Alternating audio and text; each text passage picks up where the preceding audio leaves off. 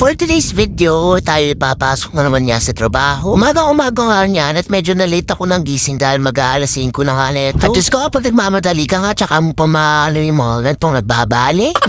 Pero fast forward na nga, nakarating na nga kami dito sa Robinson Malolos dahil dito na nga lang ako nagpahatid para makasakay ako ng minibus. Dito nga pala ako sumasakay dahil ang babaan nito, doon agad sa may hagdan ng MRT, hindi ka na maglalak ng mahaba. Maya nga lang ay napuno na nga yung minibus at umalis na nga rin kami. At di naman ako kinakabahan na malilate ako dahil mabilis nga lang yung biyahe dito. Kapag mga gatang oras naman mga medyo maaga-aga pa, wala pa naman traffic. Kaso nga lang, ngayon nga may nababalita na naman yung bagyong papasok. Kaya medyo maulan. Diyos ko, nakakatamad talagang pumasok, ne?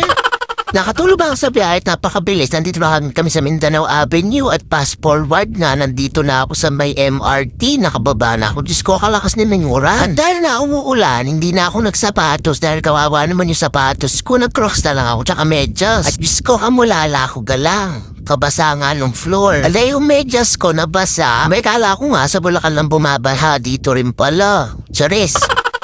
Wala nga daw elevator na gumagala ngayon dahil nga umuulan, sirado yata, under maintenance na naman. Kaya naman naghagdan ako at nandito na nga ako niya sa may Quezon Avenue. At Diyos ko, lahat yan ng elevator yata hindi gumagana. Tak na ito, hagdan gaming na naman tayo ne. At dahil nga nakamedyas tayo at nakakrocs, sabi Diyos ko, yung medyas ko sumasabaw na sa loob. Ay Diyos ko, sakit talaga mag-commute. Ba't kasi nag-o-office ka pa? Pwede mo lang work from home na lang. Ceres, dahan-dahan nga lang yung lakad ko dyan dahil na nakikita nyo naman may caution na slippery when wet, gano'n. Tingnan nyo naman yung langit po. Diyos ko yung hamog. Maabot na dito sa may sa may footbridge. Diyos ko, sa wakas nakarating na ako dito sa elevator ng building. Mga oras na ito, sumasabaw yung pa. Oh my God. Tapos yung itsura ko pang uwi na. Diyos ko, papasok palang kalbaryo. Yun na paano po kaya mamayang pag-uwi eh. Tapos tingnan nga ako dito sa office at nag-setup na nga ako. At syempre, nagpatuyo ko ng medyas sa Gedli. At Diyos ko, bahala kayo mabawan. Diyan mas matala ako matuyo to. O, tamang crocs lang sa office kasi maulan. Laban lang. At Diyos ko, medyo sumasakit ang ulo ng first one dahil naulanan kanina. Kaya man maya-maya lang ay nag-lunch na nga din ako. Papunta ako ng pantry para initin tong baon ko. Olo, nandito naman tayo sa microwave. Di naman talaga ako sanay gumamit niya, pinindot-pindot ko lang at kapag nga gumana, okay. Charis! Nung nainit ko na nga, ay bumalik na nga ako dito sa aking workstation para dito na nga lang kumain. At Diyos ko, kasarap ng ulam ko yun. Luto yan ni God Slugs, baka naman. At dahil hipon niya yung ulam ko at nuggets, at Diyos ko, favorite ko to kaya naman laban na.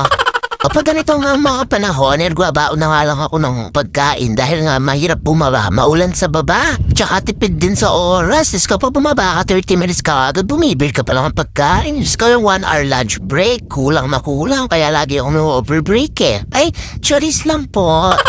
At wala talaga makakapigil kahit nasa office magkakamay ako para sa hipon. Share ko lang pinaka-favorite na food ko talaga to sa lahat. Hans ko kung papapiliin nyo kung lechon o hipon-hipon. Kailangan mo lang talaga mamili kung anong magpapa-high blood sa'yo. Ganuan. At dahil naka-aircon niya dito sa office at dito ako kumakain, may amoy na amoy nila yung ulam ko. Kalansa daw eka.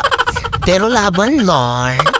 Dahil katulad nga ng pagpasok dati sa eskwelahan, ang favorite subject ko dati ay recess. Kami dito naman sa aking trabaho, dalawa naman yung favorite part ko. May unang-una yung lunch break. Tapos yung pangalawa, kapag uwian na. Ganon.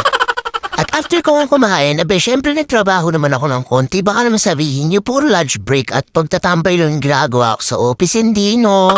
Tama, work lang si Akla. Ganon. Hello, ganon.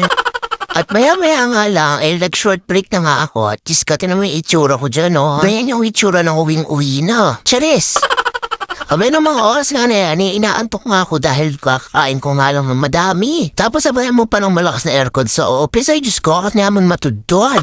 Kaya naman nilibang ko lang yung sarili ko at maya-maya nga ay uwian na nga, nakasakay na ako dyan sa MRT at pababa na nga ako ng North Avenue. O, diba kabilas ng facing mula sa nag-work, nakasakay kagad ng MRT, ganon, speed lang. At doon ako baba na nga ako ng MRT dito sa may Trinoma, naglakad na ako pupunta sa kaya ng UB dahil uwi na nga ang first one, yun lang, tapos na. O, Bessie, follow mo na tong page ko. Go!